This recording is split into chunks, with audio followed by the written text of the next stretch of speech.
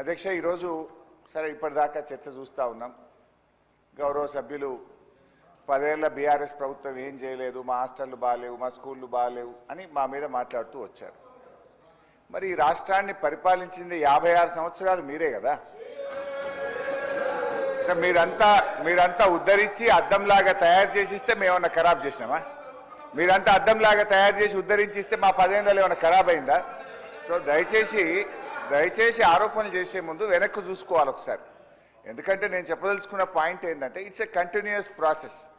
నిజానికి కేసీఆర్ గారి హయాంలో చాలా మంచి పనులు జరిగినాయి. ఇంకా బాగా చేయండి, మీరు ఇంకా బాగా పేరు తెచ్చుకునే ప్రయత్నం చేయండి. కానీ అంత మాత్రాన ఇక 10 ఏళ్ళలో ఏం చేయలేదంటే మరి 56 ఏళ్ళంతా మీరు ఉద్ధరించి బాగా చేసిస్తే మేము ఖరాబ్ చేసినట్ట. సో దయచేసి అప్పుడు కూడా కాంగ్రెస్ పార్టీయే.